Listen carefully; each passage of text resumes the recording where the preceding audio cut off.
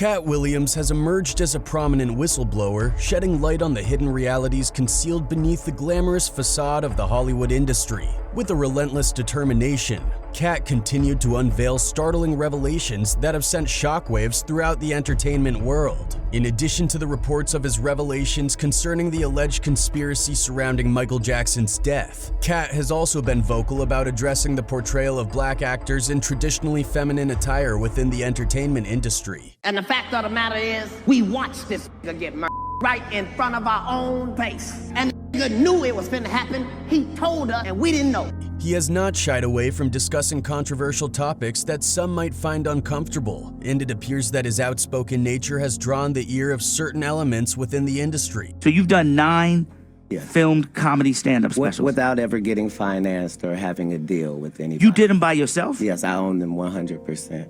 There have been numerous incidents that suggest Hollywood may be actively trying to distance itself from Katt due to his uncompromising stance. They think you have to be somebody that women want to sleep with and men want to be. But because we black, they say, oh, you don't even deserve that. You often hear that truly understanding the inner workings of an industry requires firsthand experience. Comedian Katt Williams recently provided some intriguing insights that shed light on this notion. Williams hinted at significant revelations concerning Tiffany Haddish's career. According to Williams, Haddish's rise to fame may not have unfolded as naturally as she has portrayed it to the public. She's been doing comedy since she was 16. You can't tell me your favorite Tiffany Haddish joke. The seasoned comedian holds the perspective that Haddish might have expedited her ascent within the entertainment industry. If you've ever questioned the authenticity of Haddish's persona. Why? Because she ain't done a tour yet. She ain't done a special. She has not proven the ability to tell jokes back to back for an hour to nobody.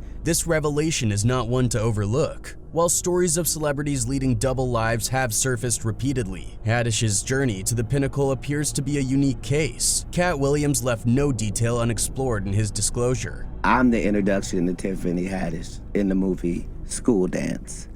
The clip for School Dance has been seen more times than the movie has. That's just a fact. During a recent appearance on V103's Frank and Wanda in the Morning Show, Williams didn't hold back as he shared his thoughts on several fellow comedians, including Lil Rel Howery, Carmichael, Kevin Hart, and Hannibal Buress. However, it was Tiffany Haddish, the breakout star of Girls Trip, who found herself at the center of most of the criticism. Tiffany Haddish. Ma'am, you could have had that role and everything that happened would have happened unless you thought you were necessary to write the Saturday Night Live monologue. Katt Williams, who recently won an Emmy for his guest role on Atlanta, made an effort to cast doubt on Tiffany Haddish's achievements. He implied that Haddish may not be the author of her own comedic material and questioned whether she was truly established as a genuine comedian. He said, "She's been doing comedy since she was 16. You can't tell me your favorite Tiffany Haddish joke. Why? Because she ain't done a tour yet. She ain't done a special. She has not proven the ability to tell jokes back to back for an hour to nobody." Wanda Smith, the host of the show, then stepped in to defend Tiffany Haddish, asserting that Haddish's authenticity endeared her to audiences. In response, Katt Williams raised a provocative question, asking when being real had become a marketable trait. He went on to suggest that the industry's favor toward Haddish might be influenced by her publicly expressed admiration for Brad Pitt. Williams then took the opportunity to give recognition to several other black female comedians such as Lunel, Melanie Camarco, and Miss Laura, highlighting their talent and contributions to the comedy scene. And they already ready to down Monique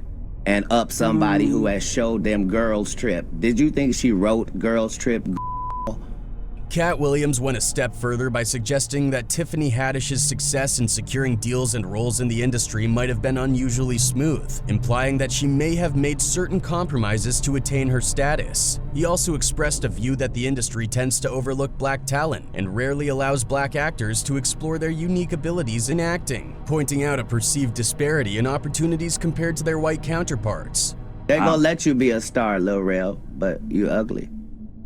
And white people don't believe in ugly stars. They think you have to be somebody that women want to sleep with and men want to be. It appears that Katt Williams' comments about Tiffany Haddish and her admiration for Brad Pitt were not entirely unfounded. But because we black, they say, oh, you don't even deserve that. So you get Kevin Hart, Lil Rel, Carmichael, all in a row, Hannibal Buress, just dudes that no woman would talk to. Indeed, Tiffany Haddish has publicly mentioned her crush on Brad Pitt in the past. During an appearance on Live with Kelly and Ryan's post-Oscars show, she discussed her interaction with the Hollywood star. Haddish recalled, "Oh, I just met him in the elevator. He said in 1 year, if he's single and I'm single, we gonna do it." So you know what that means. Brad Pitt was standing right next to me and then Elizabeth's husband was like, "Man, I hope we don't get caught in this elevator." And I was like, "It's gonna be some pretty babies in this elevator if we do." Tiffany had a conversation with Kelly shortly after her appearance at the Oscars where she presented an award. During their chat, while playing a game of Marry, Date, Dash, the comedian disclosed that she wouldn't choose to marry Brad Pitt. The key point that Williams seemed to emphasize in his expose on Haddish was that her rise in the entertainment industry gained significant momentum after she embraced self-expression rather than objectification.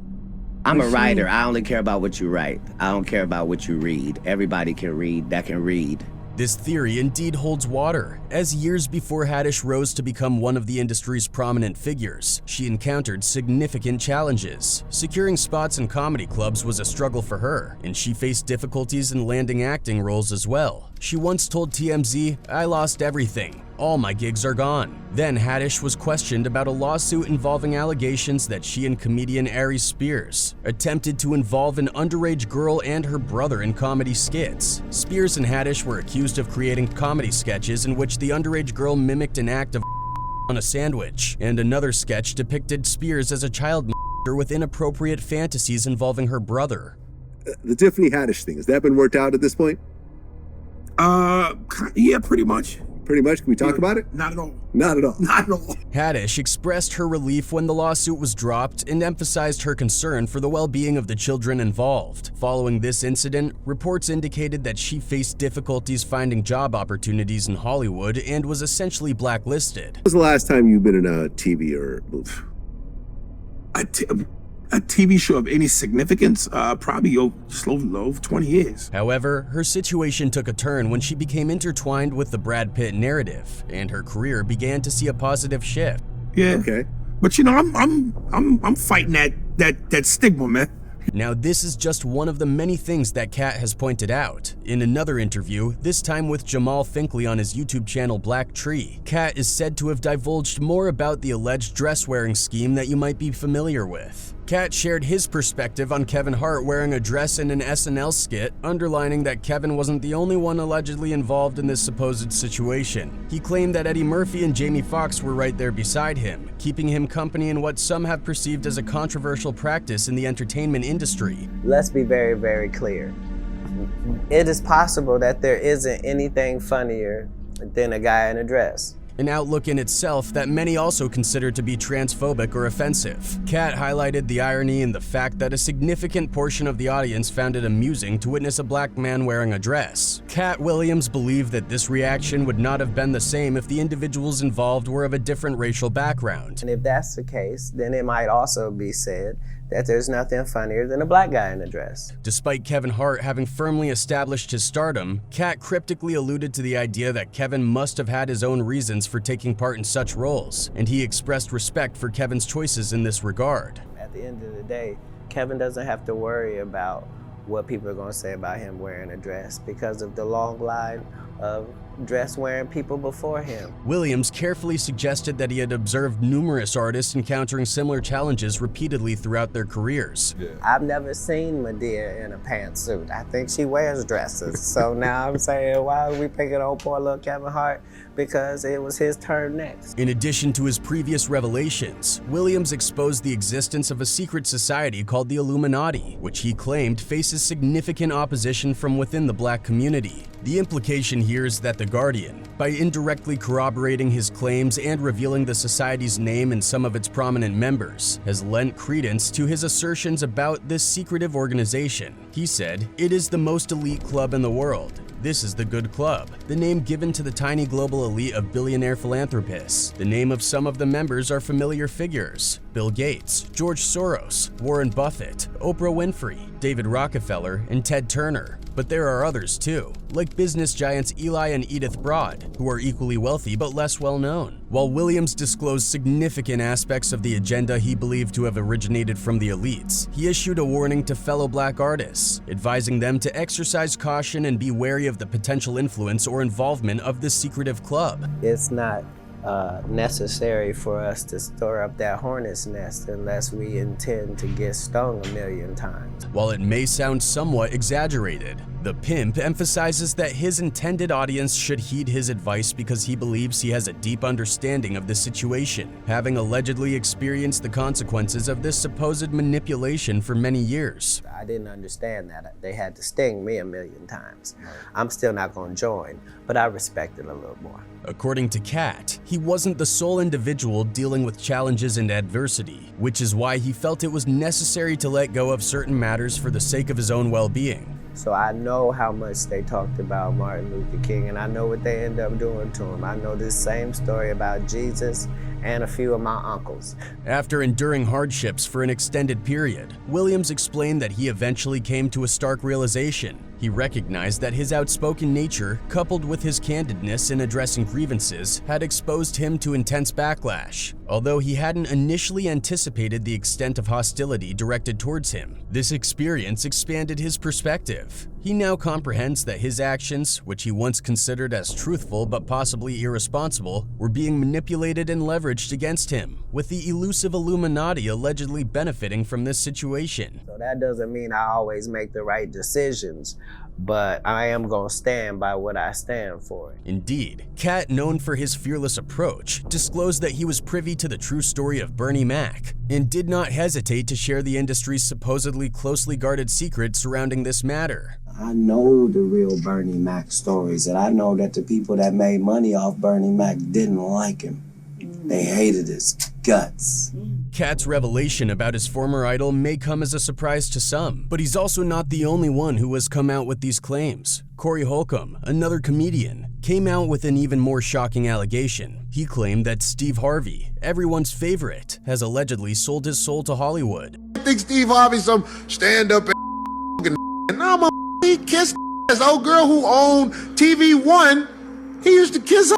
That's how he had the radio. It's undeniable that Katt Williams is widely regarded as one of the funniest comics of his generation, known for his unfiltered humor and energetic performances in blockbuster stand-up specials. However, despite his talent and ranking among Hollywood's comedy greats, Williams hasn't received the same level of mainstream exposure as some of his contemporaries. Being hopeless, he once even said, "I'm just going to go ahead and announce my retirement from stand-up. I'm kinda done. I've already discussed it with my kids. I wasn't really going to do it on a Seattle street. I was going to Los Angeles and to do it in the offices of ICM or Live Nation." For some time, there was speculation that Williams had been blacklisted from the industry, which led to questions about why he hadn't achieved the same level of success as figures like Steve Harvey. It's worth noting that Williams and Harvey haven't been on good terms for over a decade, and there seems to be a significant reason behind their strained relationship. Well, you know, to be honest with you, Frankie, I didn't know nothing about this concept.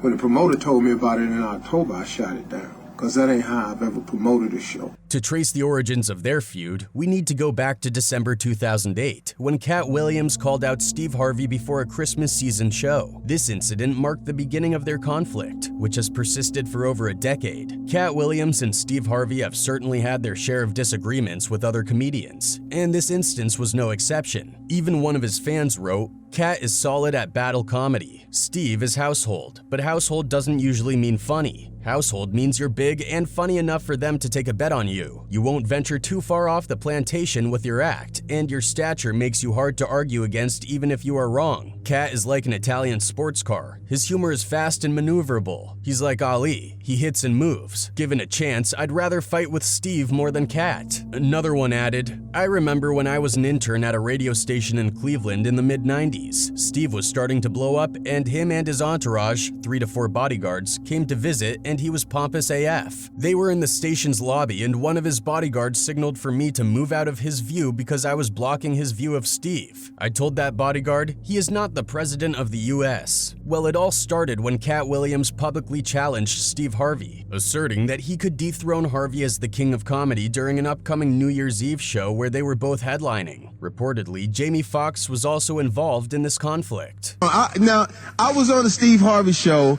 and Steve Harvey, who is going to call in at 5:45 and get the record straight. Fox, who was working as a radio host at the time, played a clip of Katt Williams dissing Steve Harvey, which likely escalated the feud between two comedians. I want to apologize for what's going to happen, Williams said of the joint comedy gig, but the second that you get on stage, I need you to understand that that's your final time as the king of comedy. Water seeks its own level. You can't stop it, Playboy. It is what it is, so I hope you're ready. I hope you got a team of writers. You're gonna need about 6 or 7 of them. In response to the clip, Steve Harvey called into the radio show and expressed his bewilderment regarding the entire situation. You know, I've always been on tour with some real monsters, man. I toured with the Kings.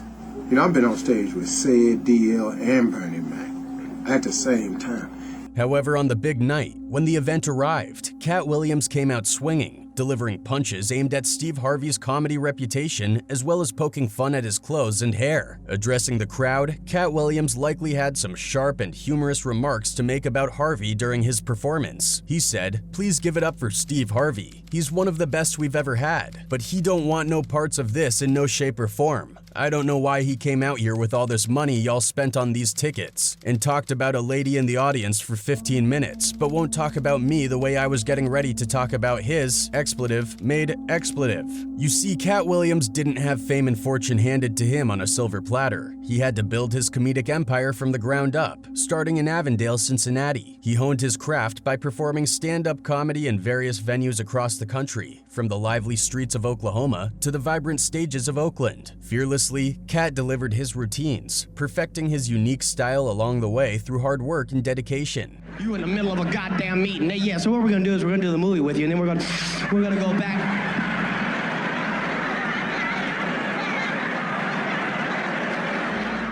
Shifting our focus to Steve Harvey, he is widely recognized as a devoted family man who prioritizes his loved ones. However, Katt Williams reportedly claims that Harvey is merely a fraud, concealing his true self behind a carefully constructed facade for years. According to Katt, opinions about Steve's comedic abilities vary drastically depending on who you ask, adding to the complexity of their relationship and the perceptions of Harvey's public image. You have been the king of comedy as long as we've had one. Matter of fact, the whole phrase, king of comedy, can be attributed that you get off stage. Indeed, Katt Williams has gained a reputation not only for his comedic talents, but also as a known whistleblower in Hollywood. He has been vocal about various issues and controversies within the entertainment industry, shedding light on matters that often go unspoken or unnoticed. If my fans think differently, they're biased. They should think differently. But now, Dave Chappelle has always been funnier than me. According to Katt Williams, Steve Harvey's reputation is not as positive as it may seem to some. Depending on who you talk to, Harvey is either hailed as one of the funniest people on the planet or seen as a celebrity with a less than stellar reputation. Williams has alleged that Harvey has some skeletons in his closet, including rumors that he mistreats his staff. I could not find a way to walk from the stage to my dressing room, to sit in my makeup chair, to walk from my dressing room to the stage. There have been persistent rumors that the famous comedian and talk show host doesn't treat his staff well. Additionally, following his talk show's relocation to Los Angeles, Harvey reportedly sent a controversial memo to his new staff, making demands typically associated with tour riders. These allegations have added to the tension between the two comedians. In the leaked memo, Steve further wrote, "My security team will stop everyone from standing at my door who have the intent to see or speak to me. I want all the ambushing to stop now. That includes TV staff. You must schedule an appointment. I have been taken advantage of by my lenient policy in the past. This ends now. No more. Do not approach me while I'm in the makeup chair unless I ask to speak with you directly. Either knock or use the doorbell. Steve Harvey defended himself by claiming that the memo was an attempt to secure more free time during his day. I wrote it at the beginning of the year because I was trying to find out ways that I could just get more me time for me. He explained that the memo was sent to address what he viewed as a too lenient open-door policy that had been in place during his show's run in Chicago. Harvey reiterated this defense a few days later while discussing the leaked letter with Entertainment Tonight. "Look, man, I'm in my makeup chair. They walk in the room. I'm having lunch. They walk in, they don't knock," he continued. "I'm in the hallway. I'm getting ambushed by people with friends that come to the show and having me sign this and do this. I just said, wait a minute, and in hindsight, I probably should have handled it a little bit differently." Katt Williams seems to have legitimate reasons for his grievances against Steve Harvey. In November 2015, the author of Think Like a Man faced a lawsuit for purportedly backing out of plans to lease a private jet. This happened after more than $400,000 worth of renovations had been initiated, allegedly at Harvey's request. These requests reportedly included custom carpet, a reconfiguration of the interior cabin from 16 seats to 14 seats, custom seat design, and new upper and lower cabin sidewalls, as reported by TMZ. He wanted 2 of the seats removed inside, so there were only 12 instead of 14. He wanted custom carpets in there. Moreover, Katt also took his turn on the Will and Chris Rock slap scene. Reportedly, he claimed that the widely publicized Oscar shocker slap incident was allegedly staged and that the entire world was deceived. Katt's credibility in the production business adds weight to his opinion for many people. The industry is canceling one black guy. I know what happens when they are going to elevate another, and I know what happens when they don't care about either one. Many may have initially believed that Will had a genuine breakdown in front of the camera, and it's possible he did. However, given Will's long-standing status as an industry heavyweight, his apparent mistake in this context raises suspicions and leaves room for questioning the authenticity of the incident. There are 300 corporations that are a part of the Will Smith business operation. That is the $20 million a movie mega thing that Will Smith represents. At this point, you might have known that Katt Williams has become increasingly outspoken on various occasions, shedding light on what he believes Hollywood elites are truly up to. For this reason, many people believe that this has led to recent reports of him considering retirement from the entertainment industry. But whether that's because he's been hunted or not is up for debate.